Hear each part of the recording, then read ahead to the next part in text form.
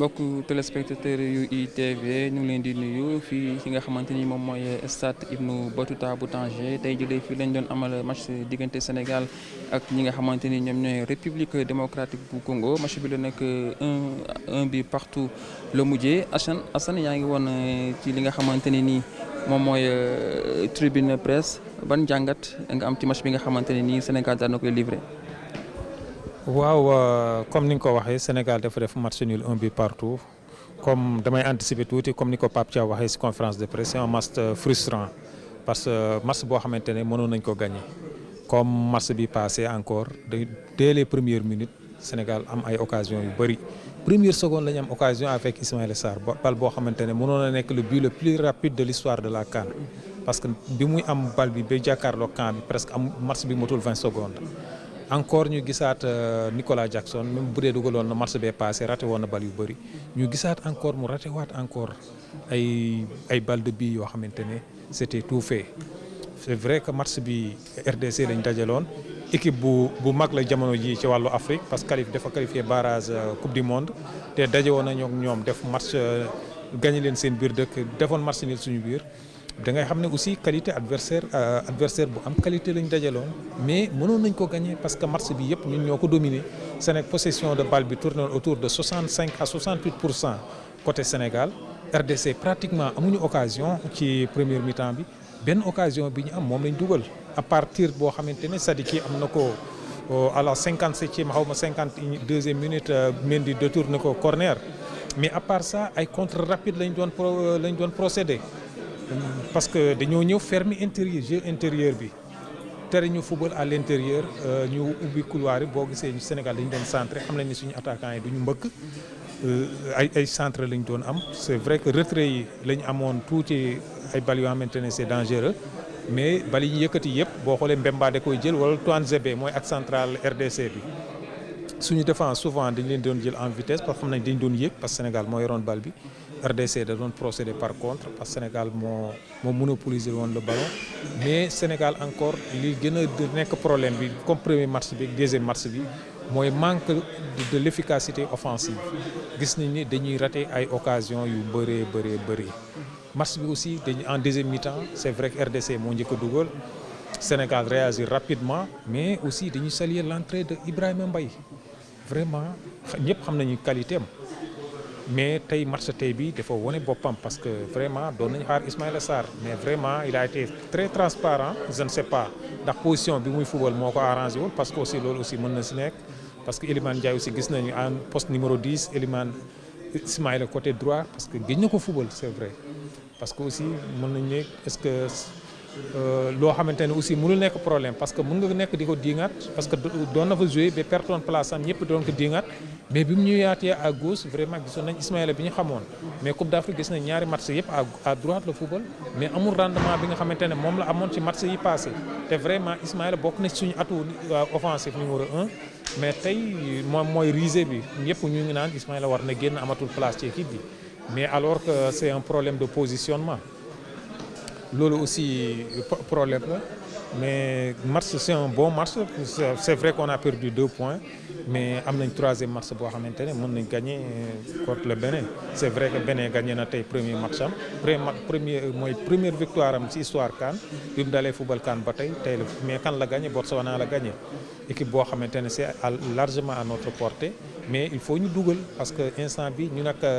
RDC ci goal average bi lay doon pour jël premier parce que tey day dajeek Botswana mi nga xamante ne éliminé nañ ko mën na ko dóor 5 wala 6 mais ñun pour ñu répondre il faut aussi ñu dóor ki nga xamante ne moo di Bénin score parce que nekkatul kese victoire lañ fa soxla mais aussi dañoo war a soigner suñu goal average parce que dañoo war a des fi nga xamante ne moo di Tanger fi nga xamante ne déjà am nañ fa suñu repère parce que aussi c'est important aussi jël premier boo jëlee deuxième ci poule bi je pense que bu Algérie jëlee fële premier da nga koy am dès les huitièmes de finale te loolu c'est à éviter. parce que jël premier am ci meilleur troisième yi j'espère que moo gën a yomb teel a dajeek Algérie mi nga xamante ne sa bête noire la. voilà Assane justement laataa ñuy dem ci li nga xamante ni moom mooy conférence de presse bu Pape Thiaw ak Sébastien Desabre sànq sa biir wax jot nga ko évoqué mooy li nga xamante ni nii moom mooy prestation bi Ibrahima Mbaye def gis nañ ni ci premier match bu mu joué prestation mucc ayib la def mu dugg deuxième mi-temps tey également mu dugg deuxième mi-temps mu def prestation également bu mucc ayib est-ce que jotul rek ñu may ko chance am mu daal di bokk ci li nga xamante ni ñoom mooy 11 de départ yi prochaine rencontre bi nga xamante ni équipe nationale bu Sénégal war na ko def. waaw képp jour boo xamante ne tey mën na départ ci 11 de départ de Paris Saint-Germain bi mën na départ ci équipe bu mu mënti doon ci àddina bi parce que tey en matière de football tey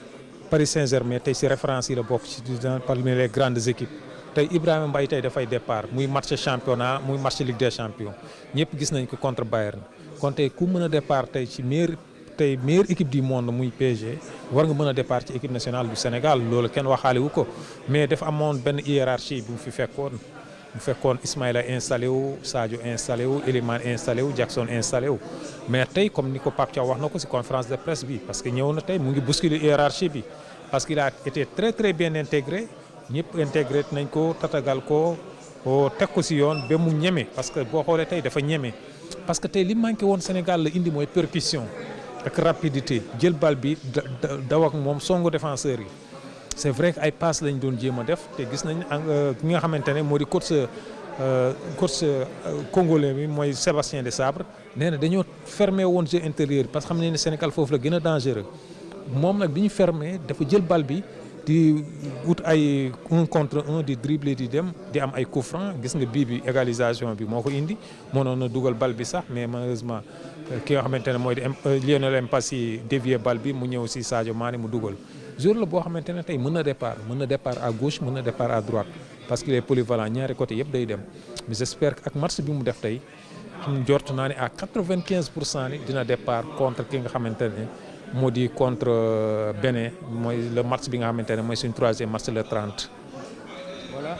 Assane ñu ngi noonu ñu dem seetaani li nga xamante ni moom mooy conférence de presse Pape Thiaw ñu ñëwaat. Qui ont été posés, plus ça revient plus sur le côté inefficacité. Donc je pense que c'est ça qui fait que le match aujourd'hui, le Sénégal ne prend pas les 3 points. Donc on va continuer à travailler. Et aussi on sait que dans le football, le plus dur c'est de marquer des buts. Et essayons de beaucoup travailler là-dessus et espérons que le prochain match, on aura aussi de la réussite. Parfois aussi, ça demande de la réussite. Mais on va continuer à travailler parce que seul le travail paye. Bon, donc nous, comme je l'ai dit, on prend match par match. Là, on a le Bénin qui vient de gagner contre Botswana. Nous, on fait focus sur nous, focus sur ce match. On va essayer, comme on aborde tous les autres matchs, on vient pour gagner ces matchs. Même si on avait gagné aujourd'hui contre la RDC, on allait jouer pour gagner ce match. Donc, on sait que ça ne sera pas du tout facile parce que Bénin va jouer sa qualification. Donc, nous, on est le Sénégal. On est là pour jouer tous les matchs à fond et aussi montrer que voilà, on est une équipe favorite dans cette compétition. Voilà Assane seetaan nañu conférence de presse Pape Thiaw moom nee na ni résultat bi certes résultat bu baax la mais il y a beaucoup de regrets est-ce que nekkul rek également d'une part dafa reconnaître que ni équipe nationale bu Sénégal mënoon na am ndam lu yaa ci match bi la. waaw nee na comme ni nga ko waxee c'est un nul frustrant parce que comme ni nga ko waxee dès les premières minutes mënoon nañu rey match bi effectivement dès les premières minutes mënoon nañu rey match bi. parce que am nañ occasion yoo xamante ne 3 ba 4 occasions yoo xamante ne mënoon nañ ci dugal comme bu ñu demoon mi-temps à 2-0 kenn du wax dara parce que vraiment amoon nañ occasion yi gars yi laaj nañ ko sax ndax occasion yi nga xamante ne dañ koy manque efficacité offensive bi ndax problème bi ci joueurs yi la wala ci choix homme yi la ñi nga xamante ne loolu wala parce que moom nee na du problème animation offensive parce que neen il préfère des attaquants yi nga xamante ne dañu am occasion que attaquants yoo xamante ne duñu am occasion parce que nee nañ contenu bi baax na boo xoolee dañuy am occasion mais li problème bi mooy manque efficacité offensive bi nga xamante ne moom moo ñu topp depuis suñu premier match ñëw toppaat ñu tey ba ñu am match nul match boo xamante ne presque mënoon nga ko ñàkk parce que dañ la jiital heureusement nga teel a ñëwaat ci match bi 6 minutes après xaw ma 7 minutes après nga égaliser par nga bañ a douter parce que bu ñu teelul woon ñëwaat ci match bi mënoon na gën a metti loolu nag Pape Thiaw naqarul na ko mais nee na c'est un bon nul parce que xam na ne match Coupe d'Afrique yombul te RDC tey dafa jël beneen niveau boo xamante ne parce que tey matcham yi mujj yi daje nag RDC daje nag Cameroun daje nag Nigéria mais kenn gañewu ko c'est vrai que tey dafa ñëw am xaar Sénégal de procéder ay contre mais quand même équipe la boo xamante ne am na niveau bu baax parce que boo xoolee seen équipe bi milieu de terrain boo xamante ne Sami Moutou Sami moo fa nekk Noah Sadiki ak Ngaël Makaw bu nekk Lille ay joueurs yu baax lañ te am nañ ay flèches ci aile yi Bakambu tey kenn du ko présenté en Europe c'est un très bon attaquant un renard de surface de réparation ñu am un Chancel Mbemba expérimenté derrière ak ki nga xamante ne moo di le latéral droit de Crystal Palace de West Ham Wan Bissaka Masuaku nekk fële mais tey da ngay xam ne équipe boo xamante ne am na expérience am na métier vraiment géré na match bi mais malheureusement Sénégal comme ni mu ko waxee problème bi yëpp mooy suñu inefficacité bi nga xamante ne moom moo ñu topp depuis premier match bi. voilà Assane tënkal nga ñu li nga xamante ni moom la Pape Thiaw wax ci conférence de presse bu ñu jógee ci conférence de presse bu Pape Thiaw dañuy dem rek seetaani conférence de presse bi nga xamante ne nii sélectionneur République démocratique bu Congo Sébastien Desabre daal dina koy def. Mais oui, c'est vrai, ça a été une rencontre avec beaucoup d'intensité. Ouais, nous, il fallait qu'on fasse un match de ce niveau pour pouvoir espérer avoir quelque chose. Je pense qu'on est rentré timidement dans ce match et on a été au fil des minutes bien mieux, avec une très bonne deuxième mi-temps. Et voilà, on avait à cœur d'avoir 4 points minimum après les 2 journées et c'est ce qu'il faut retenir ce soir. Mais je pense qu'on fait pas le même match que celui que vous parliez à Kinshasa, mais pas loin. C'est des matchs voilà, contre des équipes qui se connaissent bien, où il y a peu d'espace et donc forcément ça fait toujours des résultats qui sont assez serrés. Si on reprend les 3 dernières confrontations, on est 1-1, 3-2, 1-1.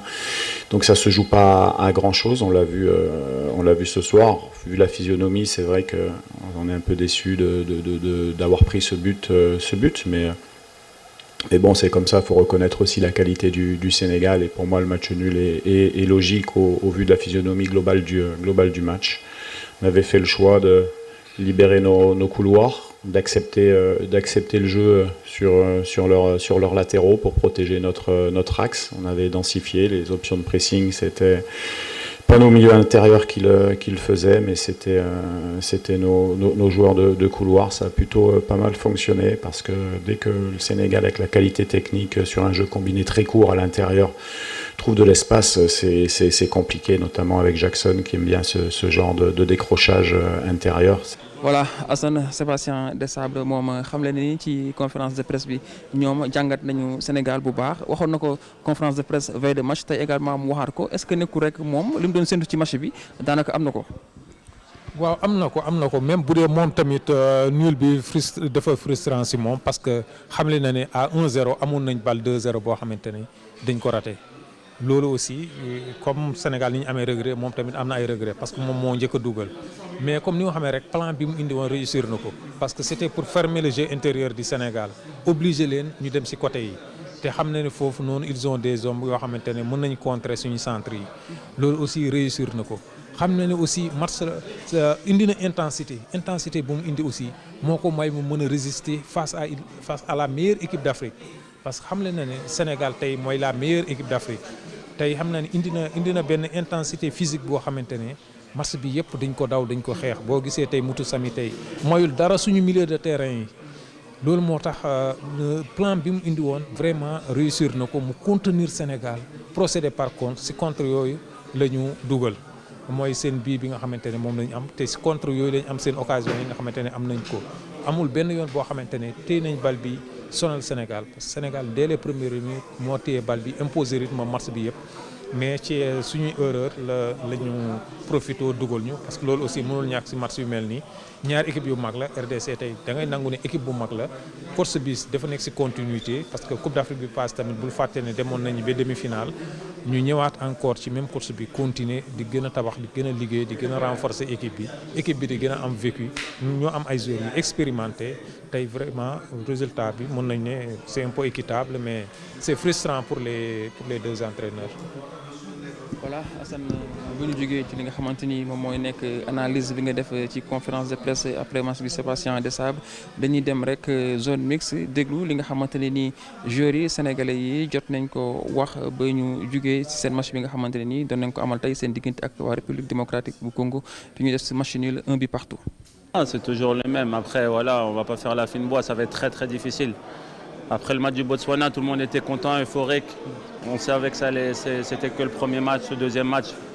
Les gens sont un peu moins euphoriques, mais moi je reste sur les mêmes bases. C'est-à-dire que je sais qu'on est capable de faire de grandes choses, je sais qu'on est capable d'aller jusqu'au bout. Maintenant, il faut prendre match après match, il faut être tranquille. On aura ce match contre le Bénin, il va falloir absolument gagner pour rester en tête de ce groupe-là. Il y a vraiment la possibilité de le faire avec ce groupe, vu les occasions qu'on arrive à se procurer. Maintenant, il faut qu'on continue à bien faire, à travailler aussi, parce qu'il y a du travail à faire, que ce soit devant le but, mais que ce soit aussi derrière défensivement, parce que vous savez, j'aime pas prendre des buts, donc on va travailler sur ça. On essaie de mettre des impacts, mais bon, après Cédric Bakambu, il marque souvent contre moi, ça commence à m'agacer un peu, mais voilà, le plus important, c'est qu'on sort de ce match sans défaite et qu'on a montré de bonnes choses. Est-ce que je suis conscient que le Sénégal peut terminer premier de la poule? Si on gagne, on sera premier. C'est ce que je pense. Ouais. Mais il faut gagner le match, il faudra travailler avec humilité comme on le fait depuis toujours. Ça va être un match très compliqué mardi, mais on a à nous d'être prêts et de faire le travail comme on l'a fait aujourd'hui, comme on l'a fait mardi, et surtout aborder le match de la même manière.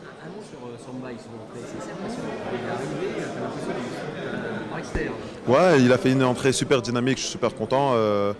Nous qui regardons le championnat français, on n'est pas étonnés. Voilà, il fait ça au PSG depuis le début de saison, donc on est super content. Et c'est ce qu'on demande aux joueurs. Nous, on l'a toujours dit, c'est ce qu'on dit entre nous. Il n'y a pas 11 titulaires, on a un groupe de 28 et les 28 peuvent être titulaires dans cette équipe. Donc le peu de minutes qu'on joue, il faut que les gens se donnent à fond. Et Ibra, il a fait aujourd'hui de manière merveilleuse, comme l'ont fait Cherche Tabali, Habib Diallo et les autres. C'est rare aussi un mec de 17 ans qui est en équipe nationale du Sénégal. Mais c'est un jeune qui est précoce. Donc c'est à nous de continuer à le protéger, à le guider. Mais c'est un petit qui a une très bonne éducation, donc je ne m'en fais pas pour lui. Avant tout, d'abord, je pense qu'on a fait un beau match ce soir. Et dans l'ensemble, je dirais qu'on méritait gagner ce match, mais malheureusement, on n'a pas pu mettre au fond tous les occasions qu'on s'est créées. Et après, je dirais que le Congo aussi a bien joué. Ils étaient restés derrière compact et ils ont causé pas mal de problèmes aussi, il faut le reconnaître. Peut-être pour être premier et rester ici à Tanger, 2 points de perdu, ou vous ne crachez pas sur le point? Ouais, on ne va pas cracher non plus. Hein. Il faut, comme je l'ai dit, notre objectif c'est de gagner tous les matchs. Mais après, il ne faut pas aussi non plus oublier que la CAN c'est faite. C'est pas du tout facile. Et je pense que c'est à un moment donné Bahna de Lakato. Parce que je pense qu'il y a beaucoup d'euphorie autour de nous, Sénégal. Et ouais, après c'est normal parce que voilà. Mais ce qu'on va retenir ce soir, c'est le bon match qu'on a fait en tant que groupe. Et voilà, maintenant on va essayer d'aller se préparer et affronter cette équipe béninoise et surtout faire tout pour remporter les 3 points. Micro, là-bas derrière. Et je pense que, comme je l'ai dit, après on était très très content de voir notre public. Je dirais, comme tu l'as bien dit, on a joué à domicile. Moi j'y crois aussi, je pense qu'on est chez nous. Un public qui était vraiment derrière